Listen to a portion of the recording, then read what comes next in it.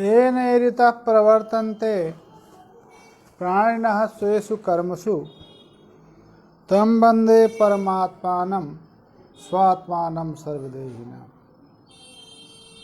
नमो नवघनश्याम कामकामितदेहिने कमलाकाम सौदाम करणकाम कुजेहिने। वेदांत शास्त्र के अध्येता सुधीगण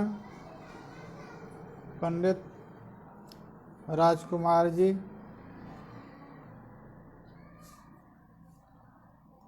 पंचदशी महाभूत विवेक प्रकरण पर बातें हो रही थी कि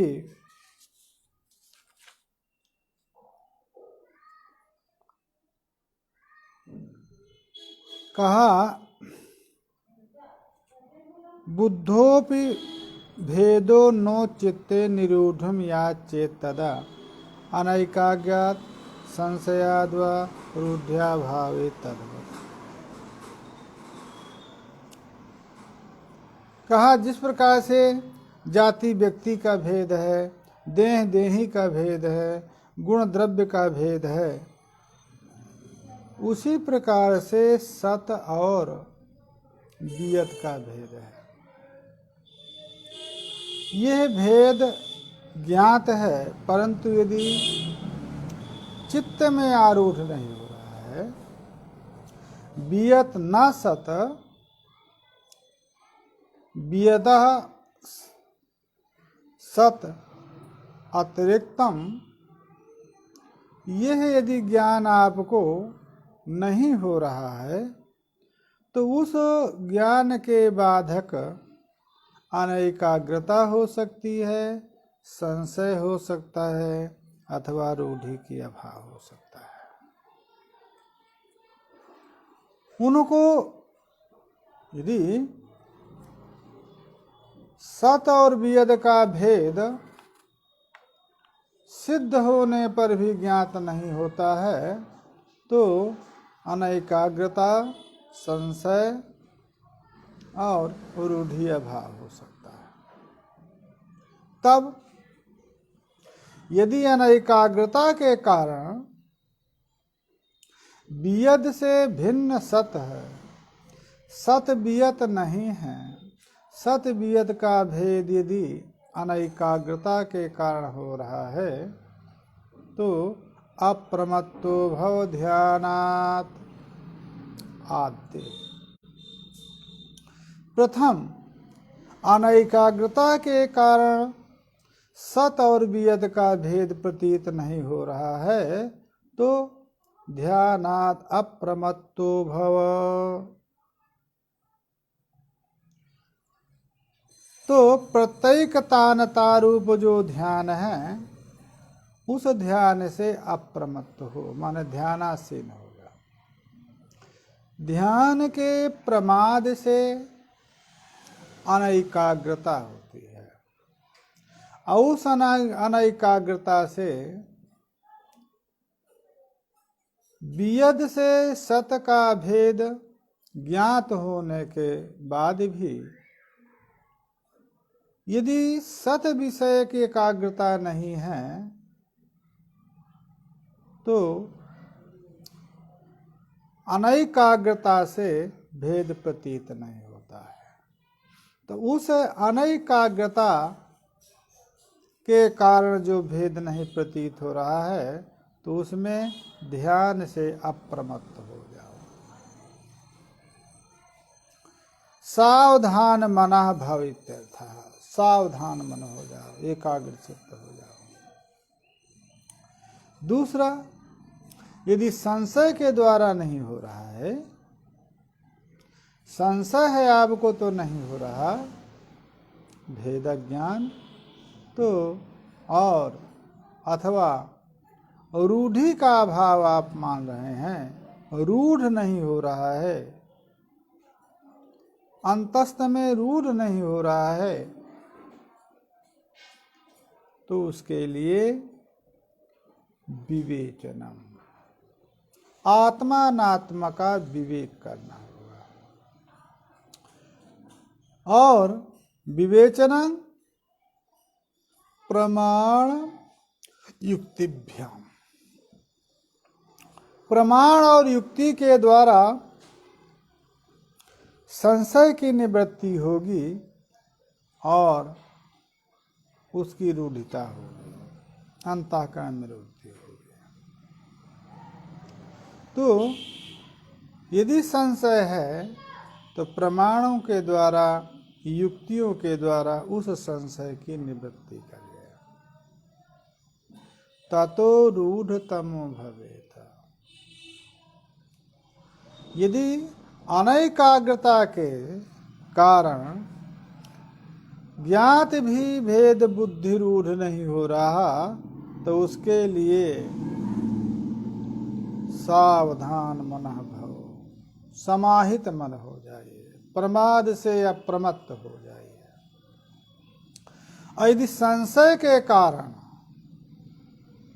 रूढ़ि को नहीं प्राप्त हो रहा है, रूढ़ नहीं हो रहा है, अंतस्थ नहीं हो रहा है, तो उसके लिए प्रमाण युक्तिभ्याम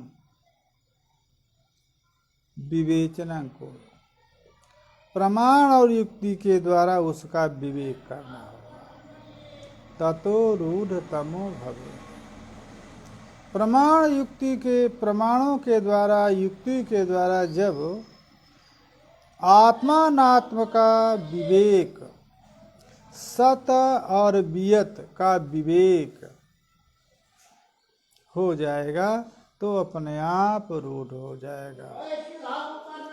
सत भिन्नम वियद भिन्नम वियत ना सत, यह जो प्रतीति है, भेद प्रतीति है, हो जाएगी। ध्यानात् मानात् युक्तितोपि अरूढ़े भेदे वियत सतो न कदाचित वियत सत्यम सद्वस्तु छिद्रवत् न च। ध्यान के द्वारा, ध्यानात् भिन्ने और मानात् प्रमाणात्, ध्यान के द्वारा, प्रमाण के द्वारा और युक्ति के द्वारा वियद सतोः भेदे सिद्धे रूढ़े। वियद और सत का भेद रूढ़ हो जाने पर ध्यान के द्वारा और प्रमाण के द्वारा रूढ़ि से जब वियद और सत का भेद रूढ़ हो गया, युक्ति से रूढ़ हो गया, ध्यान, प्रमाण और युक्ति ये भेद रूढ़िता में, वियद भेद रूढ़िता में कारण है। यदि सिद्ध भेद भी रूढ़ नहीं हो रहा तो उसके लिए तीन कारण हैं। ध्यान जो अनैकाग्रता का प्रतिबंधक है, और प्रमाण और युक्ति जो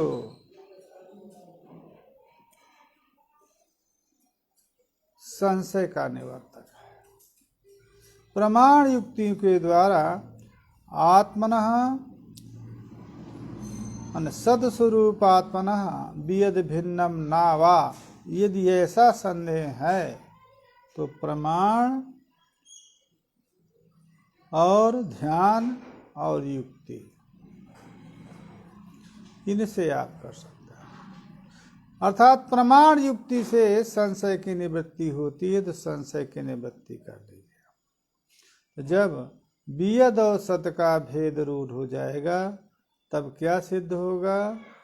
न कदाचित वियत सत्यम। तो बियद कभी भी सत नहीं है और न आत्मा बियद है। सत बियद नहीं है। छिद्रवन्ना माने बियद ना। तब यस्य भाति सदा व्योमा, यस्य भाति सदा व्योमा निस्तत्तोल्लेख पूर्वकम सद्वस्तुपि विभात्यस्य निच्छिद्रत्व पुरस्सरम। कैसे? प्रमाण युक्ति के द्वारा, प्रमाण से और युक्ति से जब बियद और आकाश का भेद सिद्ध हो जाएगा, रूढ़ हो जाएगा, तब यस्य जानाति यह ज्ञः प्रमातुः यस्य, जानने वाले को सदा व्योम निस्तत्तोल्लेख पूर्वकम भाते।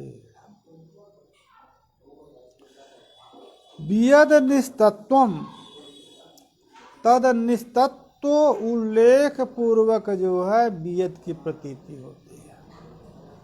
जब युक्ति और प्रमाण के द्वारा बियद और सत का भेद सिद्ध हो गया, तो ऐसे जिसको भेद सिद्ध हो गया है, जिसको भेद रूढ़ हो गया है, ऐसे प्रमाता को आकाश जो है निस्तत्व रूप प्रतीत होता है।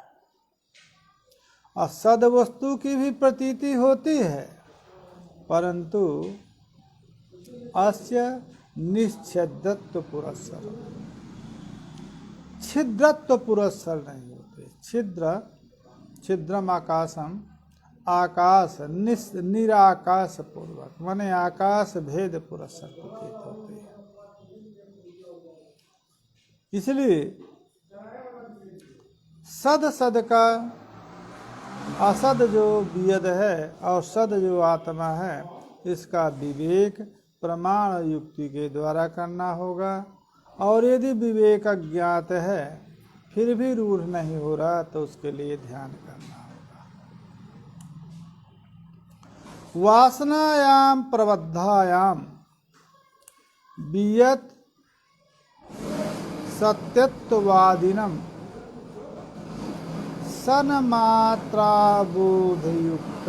च दृष्ट्वा विस्मयते बुधः। कहा प्रबल वासना है जिन लोगों को, वेद मिथ्यात्म सतो वस्तुत्व च चिंतयता किम भवति। वेद मिथ्या है, कहा इसका फल क्या होगा। वेद यदि निस्तत्व रूपेण प्रतीत हुआ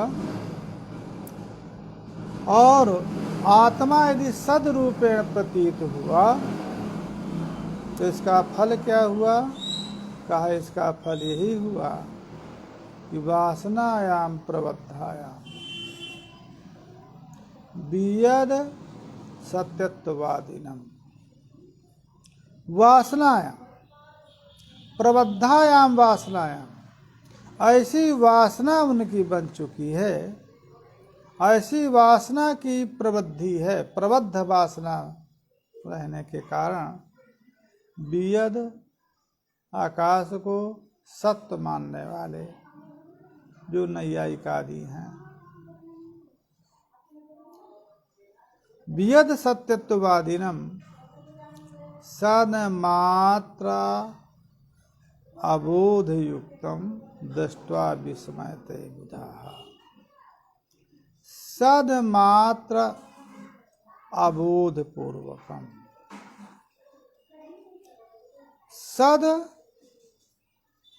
मात्र का ज्ञान न होने के कारण, सदमात्र का अबोध युक्त, सदमात्रा की अबोध से युक्त है, सदमात्रा के अज्ञान से युक्त है, अर्थात सदस्वरूपता नहीं है, ऐसा जब वियद में ज्ञात होगा तो विस्मयते बुधः, अपने आप विस्मय हो जाता है कि कैसे इसको सत्स्वरूप सत्तावत मान रहे हैं जो सत से भिन्न है। तो वासना प्रबद्ध रहने पर वियद सत्ववादी वादिनम सन्मात्र अबोध युक्तम, क्यों? ऐसे वियद सदवादी हैं जो सन्मात्र का ज्ञान नहीं रख रहे हैं। वही वासना उनकी सांसारिक विषयों की सत्यत्व विषयक वासना है। आदृष्ट कोई सदस्वरूप चैतन्य है, उसमें उनकी वासना नहीं है। तो ऐसी वासना प्रबद्ध होने पर वियद को सत्य मानने वाले हैं। क्यों मानते हैं? तो सन्मात्र बोध युक्तम थे, ऐसे जो सन्मात्र का ज्ञान नहीं रखते हैं, सन्मात्र ज्ञान से जो युक्त हैं, ऐसे वियद सत्यवादियों को देख करके कोई भी विद्वान विस्मय करता है, विस्मय होता है, आश्चर्य होता है कि ये वियद को सत्य मान रहे हैं और सत स्वरूप को न जानने के कारण वासना बसाद वियद को मान रहे हैं। ऐसे वियद सत्यवादियों को देख करके विद्वान लोगों विस्मित होते हैं, चकित होते हैं। एवं आकाश मिथ्यात्वे सत सत्यत्व वासिते न्यायेन अनेन वायवादेः सद्वस्तु प्रविच्यता। एवं आकाश मिथ्यात्वे सत सत्यत्वे वासिते, इस प्रकार से जो पूर्व कथन था कि वियद सत नहीं है क्योंकि सत का वायुवादी में अन्वय है और वियद का अन्वय नहीं है। अतः जिस प्रकार से जाति व्यक्ति से भिन्न है, गुण द्रव्य से भिन्न है, उसी प्रकार से सत और वियद भिन्न है। वो भिन्न सद वियद का यदि ज्ञान नहीं हो रहा है, बोध होने पर भी, भेद सिद्ध होने पर भी रूढ़ी नहीं हो रही है, तो उसके लिए उपाय बताया। अब जब सिद्ध है भेद सत और वियद से, फिर भी सत मानने वालों के प्रति बताया कि सन्मात्र जो आत्म तत्व है उसके न ज्ञान रहने के कारण, अज्ञान युक्त होने के कारण वियद सत्यत्ववादी नैयायिकों को देख करके स्वयं आचार्य लोग, विद्वान लोग विस्मय करते हैं। इस प्रकार से आकाश का मिथ्यात्व सिद्ध हो गया। क्यों? सत है नहीं फिर भी प्रतीत होता, यही तो मिथ्यात्व का लक्षण है। असत होते हुए यदि नहीं प्रतीत होता तो मिथ्या नहीं है, अपितु असत हो करके, पूर्व में बताया था, यही मिथ्यात्व, यही माया का वैशिष्ट है कि जो असत प्रतीति, तो असत है वियद, ये सिद्ध हो गया। फिर भी यदि प्रतीत होता है तब मिथ्यात्व है, और सत प्रतीत होता है परंतु सत है, असत सत नहीं है। अतः उसका सत्यत्व वासिते माने सिद्धे, वासना में वसित हो गया। तो जब सत का सत्यत्व सिद्ध हो गया, एन न्यायेन आकाश मिथ्यात्वम सिद्धम सत सत्यत्वम सिद्धम तेनैव न्यायेन वायवादेः सद्वस्तु प्रविवेचिता। वायुवादी से भी सद्वस्तु आत्म तत्व का विवेक करना होगा। क्यों? उस वही न्याय है। वायु सत नहीं है, क्योंकि सत का अन्वय वायु से अतिरिक्त तेज आदि में है, अब वायु का अन्वय नहीं है, इसलिए विवेक हो गया। विवेक होने पर सत से भिन्न वायु है, फिर भी प्रतीत होता है, इसलिए उसका भी मिथ्यात्व है। एवं न्यायन वायुवादेः, वायुवादी से भी सदवस्तु का पूर्व न्याय से जो न्याय वियद और सद के विवेक के लिए किया था, वही न्याय से सत वायु और सत का वायुवादी वायु तेज जल आदि से भी सद का विवेक हो जाएगा। सद वस्तुनि एक देशस्थाः माया तत्रैक देशम वियद तत्रापि एक देशगतो वायु प्रकल्पिता।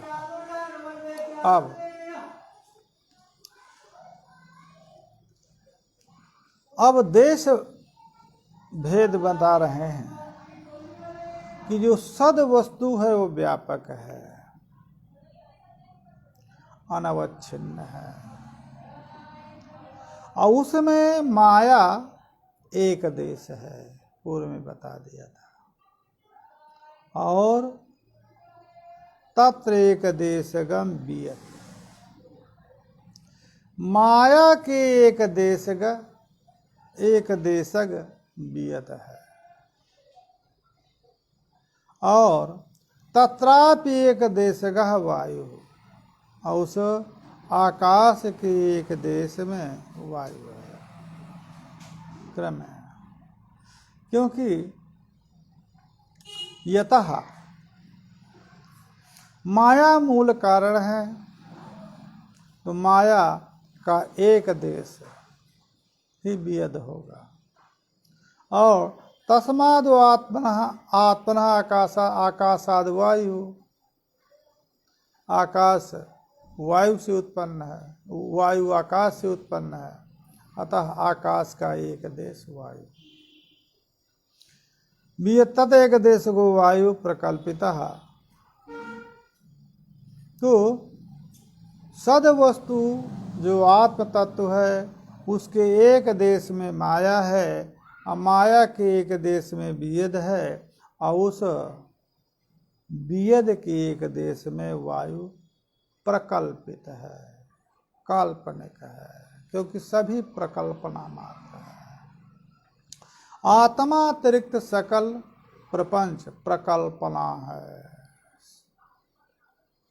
दृष्टि सृष्टिवाद है। जो दिखाई दे रहा है, प्रतीत हो रहा है, वही सृष्टि है, इसके अतिरिक्त कोई न सर्जन है, न वस्तु का स्वरूप है। ये बताने के बाद अब बता रहे हैं उनके धर्म। सोसस्पर्शौ गतिर्वेगो वायु धर्मा इमे त्रयः स्वभावाः सन्माया व्योमनाम एतेपि वायु गुणाः। अब ये सिद्ध करना चाहते हैं कि वायु माया से भी जायमान है और आकाश से भी जायमान है। नियम क्या है? यह शास्त्र संगत लोक संगत है कि उपादान के जो गुण होते हैं उपादेय भूत कार्य में प्रतीत हो। यहाँ पर कारभूत जो वायु है उसके शोष, स्पर्श, गति और वेग, ये 4 धर्म हैं। 4 उसके स्वाभाविक धर्म हैं। शोषण करना, सुखाना, स्पर्श, शोष है, स्पर्श है, और गति है और वेग। ये तो वायु के स्वतः धर्म है, ये वायु के स्वगत धर्म है। त्रयः स्वभावाः शोषस्पर्शो गतिर्वेगो वायु, त्रयः स्वभावाः।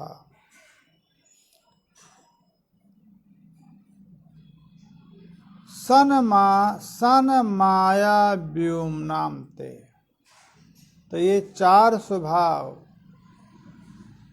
वायु धर्म हो गए। और सन माया व्योमनाम, ये त्रया स्वभावा तेपि वायुगाः।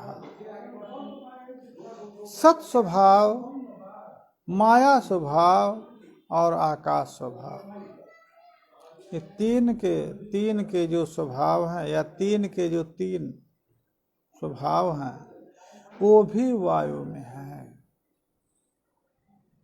क्योंकि सदधिष्ठानत्वेन उपादान कारण है और माया परिणामोपादान है और आकाश भी उपादान है। तीनों के धर्म उसमें तत्तद जायमान होने के कारण सद अधिष्ठित अविद्या जायमान आकाशोत्पन्न वायु है। इसलिए सत में अधिष्ठित है तो सद भी कारण हुआ, माया का परिणाम है, माया कारण हुआ, और आकाश से उत्पत्ति भी वायु की कही है तो आकाश भी कारण हो गया। इसलिए ये तीनों कारणों के आकाश, सत, माया और आकाश के भी गुण इसमें रहते हैं। उन गुणों का विवेचन कर रहे हैं। कैसे हम जाने कि आकाश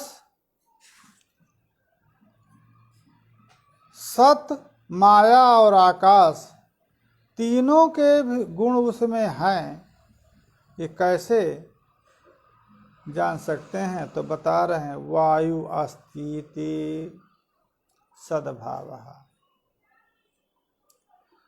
सतो वायु पृथक कृते निस्तत्व रूपता माया स्वभावः व्योमगो ध्वनि।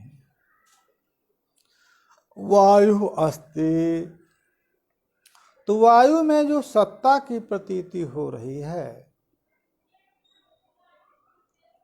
वो अधिष्ठान भूत आत्मा की सत्ता है। अतः सत प्रतीति जो होती है वो आत्मा अधिष्ठित होने के कारण, अतः क्योंकि सत वायु अस्ति सद्भाव है, सत्ता है, और उस सत से यदि वायु ना सत, वायु का सत से यदि भेद कर दिया जाए तो निस्तत्व रूपता हो जाएगी। सत है ही नहीं, क्योंकि सत्व अधिष्ठान है, भूतात्मा है। तो आत्मा से यदि इसका भेद से पृथक कर दिया जाए तो वायु निस्तत्व रूपता, और ये जो निस्तत्व रूपता हुई वायु की, ये माया है। निस्तत्व रूपता जो वायु में प्रतीत हो रही है सद अस्ति वायु अस्ति, वायु की सत्ता प्रतीत हो रही है।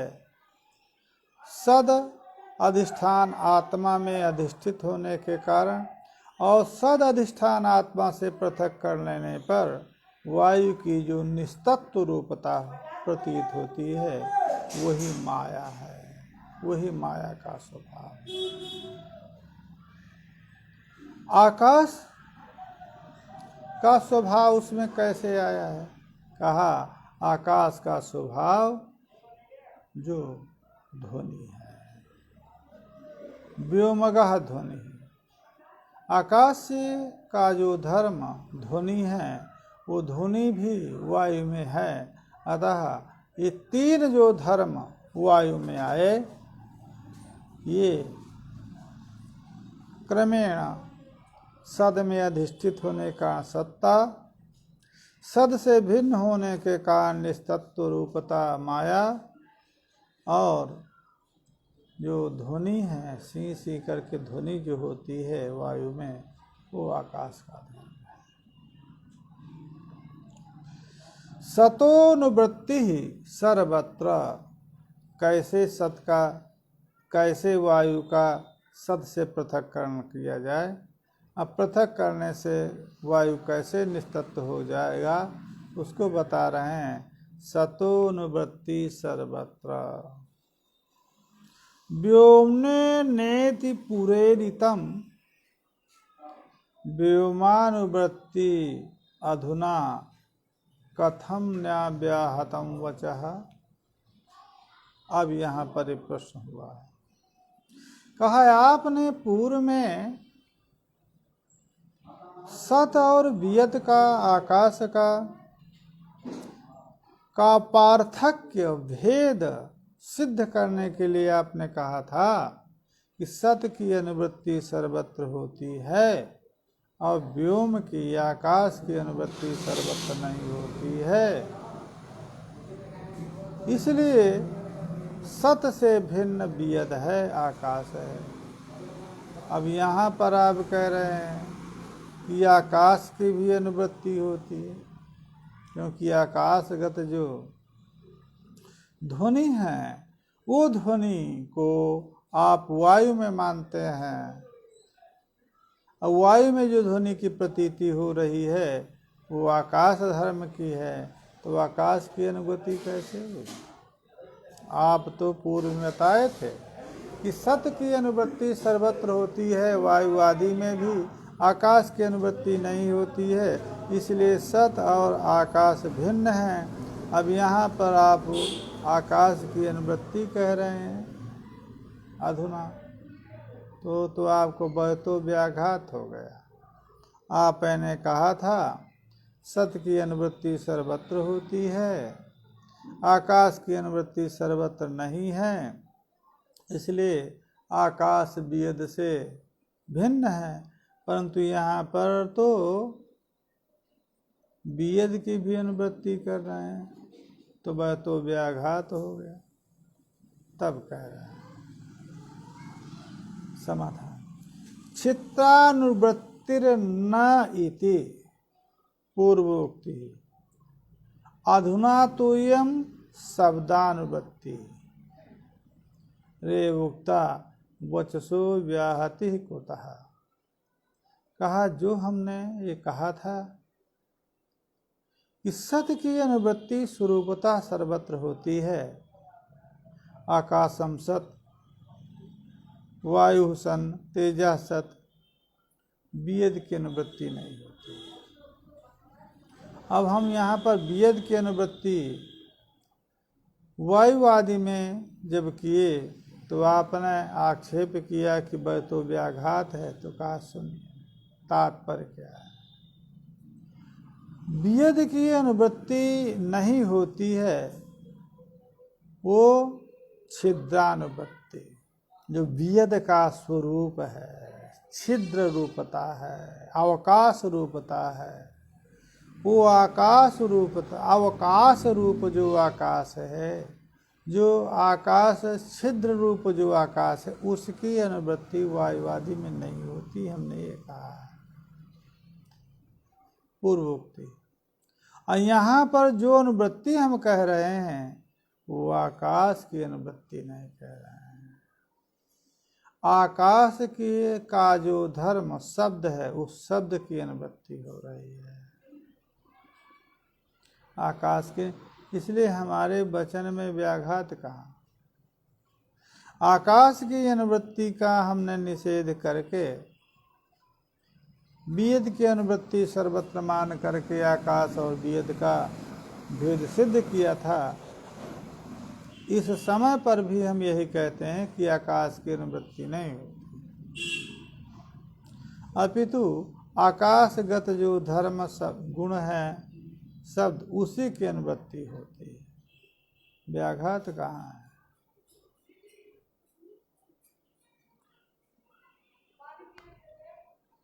ननु सद्वस्तु ननु सद्वस्तु पार्थक्यात् असत्वं चेत तदा कथम अव्यक्त माया वैषम्यात्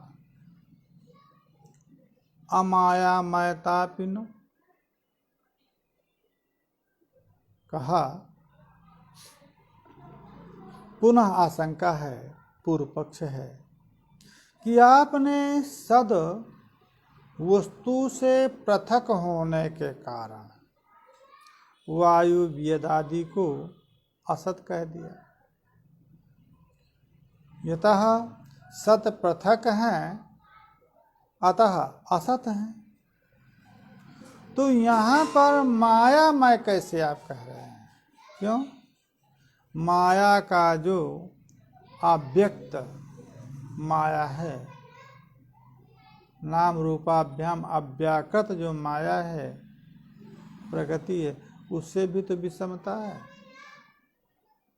तो सद पृथक होने के कारण, सद विषम होने के कारण यदि वेद आदि प्रपंच महाभूत सत नहीं है,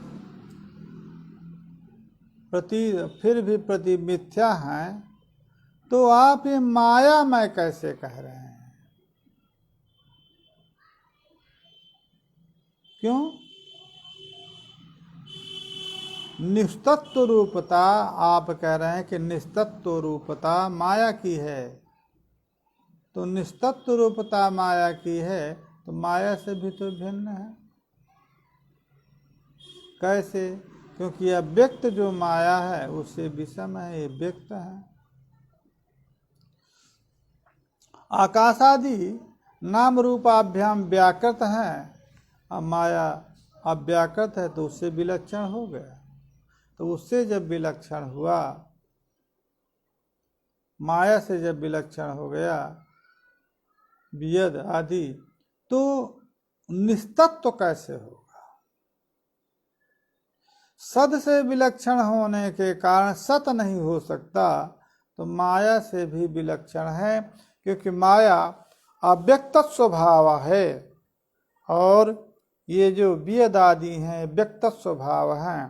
तो अव्यक्त स्वभाव माया से विलक्षण होने के कारण मायामय माने निस्तत्व नहीं हो सकते हैं। इतिनो निस्तत्व रूपता एवत्र मायत्वस्य प्रयोजिका सा शक्ति कार्योः तुल्या व्यक्ता व्यक्तत्व भेदिनो। कहा ये जो मायामयता है यहाँ पर निस्तत्व रूपता ही मायामयता है। निस्तत्व रूपता मायामयता है इस वेद आदि महाभूतों में। तो निस्तत्व रूपता अमायात्वस्य प्रयोग, यतः निस्तत्व रूप है अतः मायामय है, मायात्व है। निस्तत्व रूपता कैसे सिद्ध हुई? निस्तत्व रूपता इस सद से भिन्न होने पर प्रतीति हो रही है, इसी से निस्तत्व रूपता सिद्ध हो गई।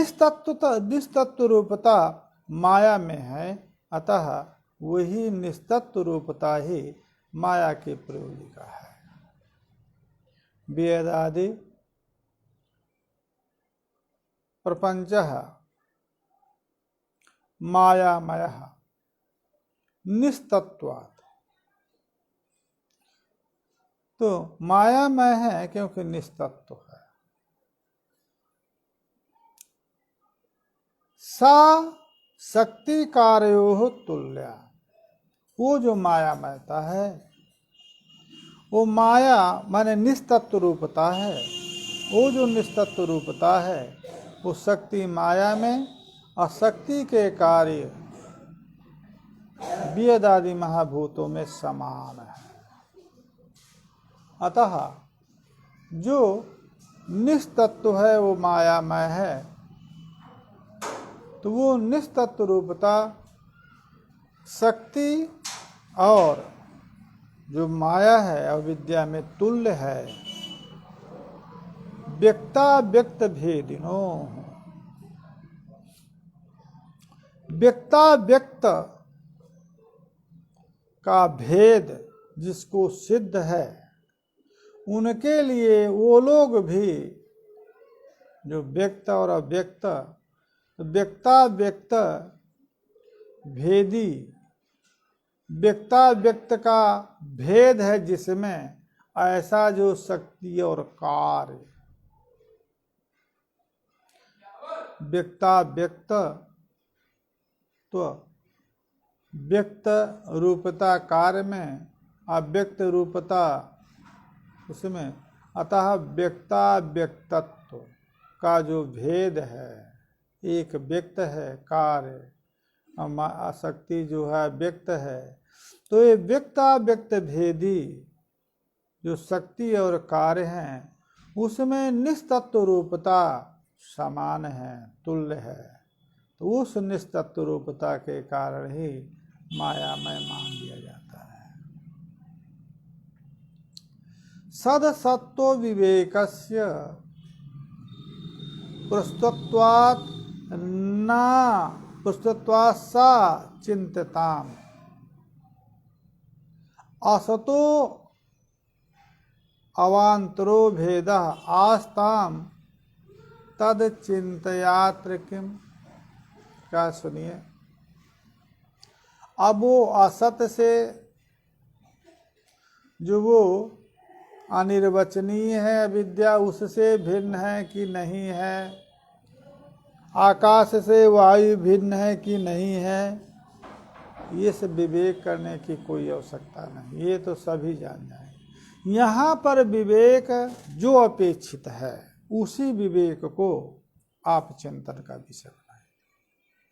विवेक यहाँ पर विवेक सत और असत का, सत जो आत्मा है, असत जो प्रपंच है, वो विविक्त है कि नहीं है, यह विचार का प्रसंग है। सद सत्व विवेकस्य प्रस्तुतत्वात्, प्रस्तुत है सत और असत का विवेक।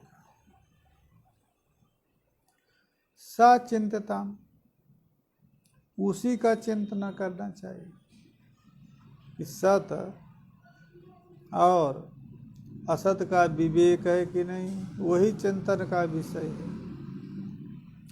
असतों में भी जो असत हैं, मायामय है, निस्तत्व हैं, उनमें भी अवान्तर भेद है, रहा है, वो यहाँ पर चिंतन का विषय रहेगा। यहाँ पर आत्म तत्व चिंतन करना है, उस आत्मा को अनात्मा से विवेक ज्ञान करना है।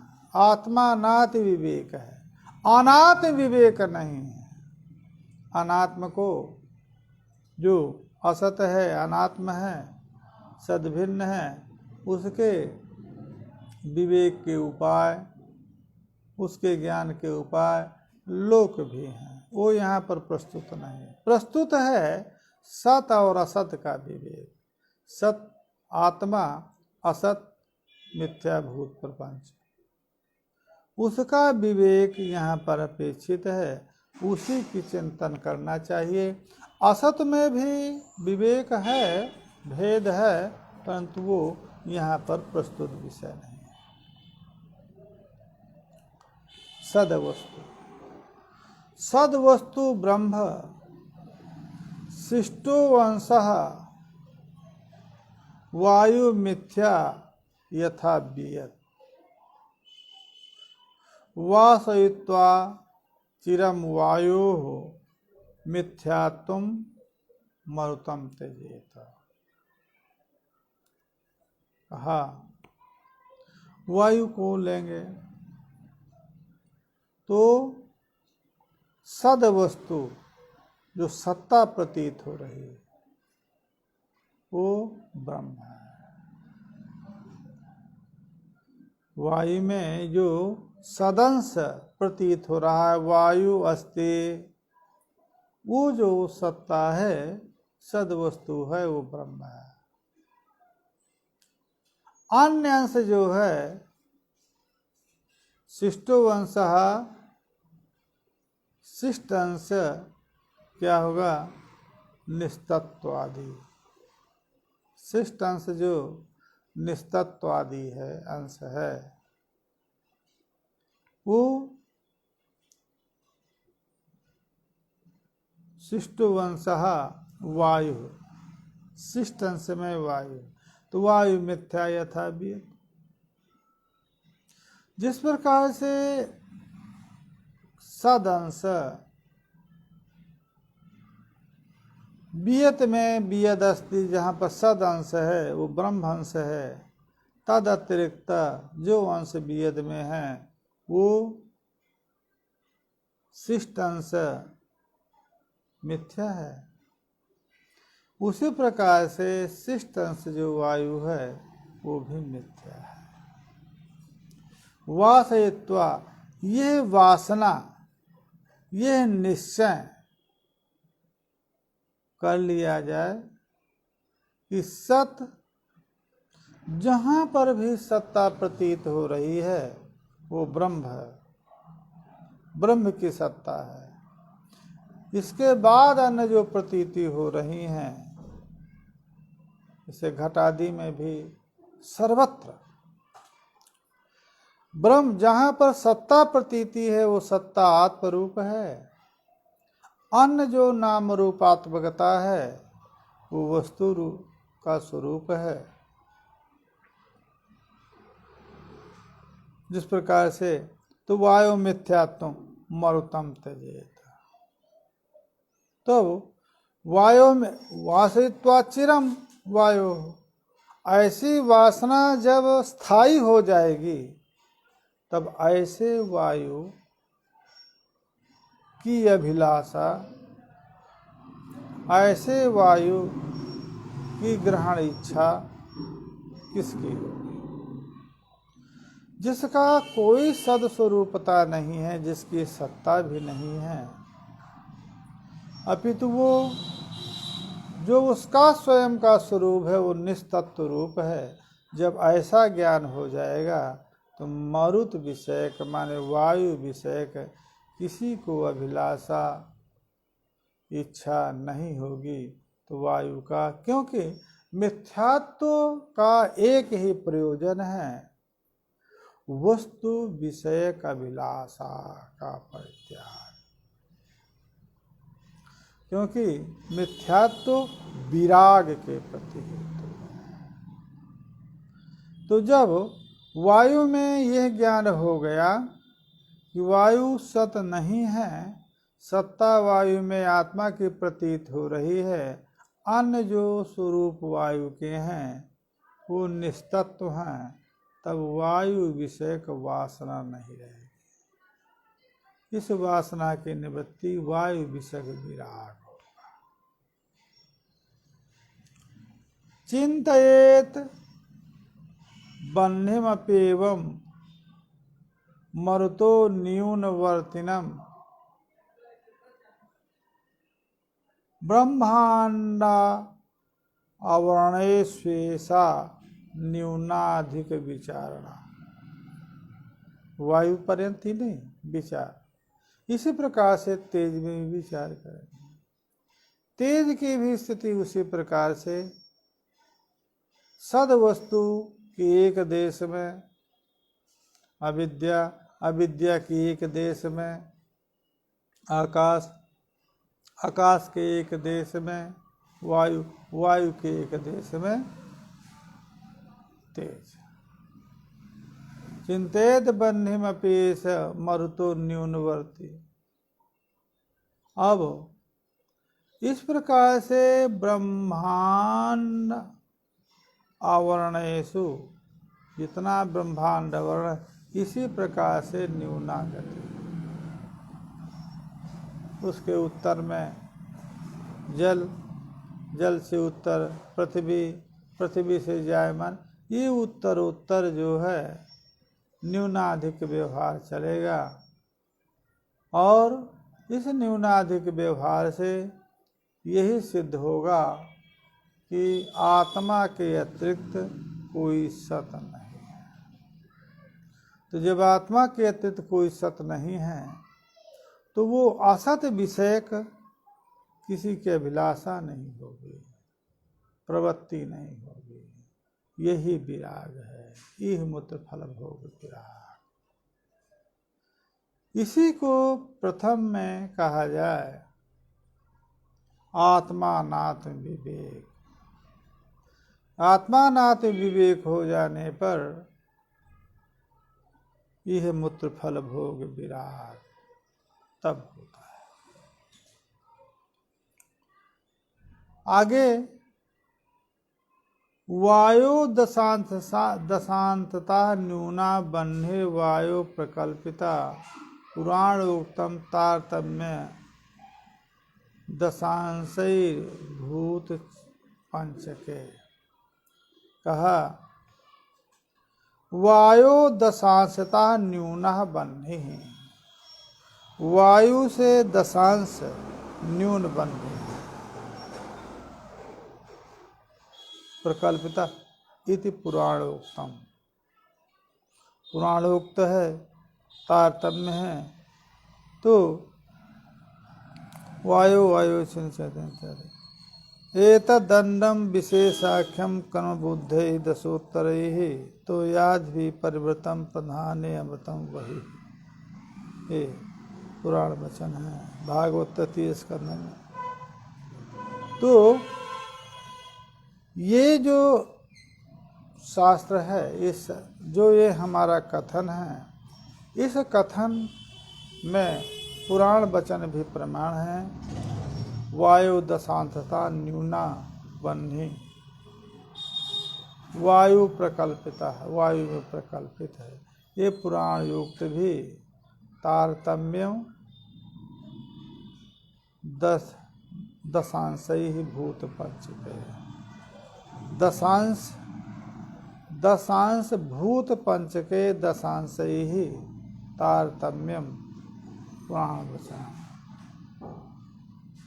इस प्रकार से सद से वियदादि विविक्त हैं, सद न होने पर प्रतीत होते हैं, तो इसलिए मिथ्या है। इसी के उत्तर में पुनः बन्ही के सुखी धर्म क्या हैं और परकीयता भासमान धर्म कहाँ कहाँ से आए, इसका विवेक आगे हम करेंगे। हरिओम। समय समाप्त।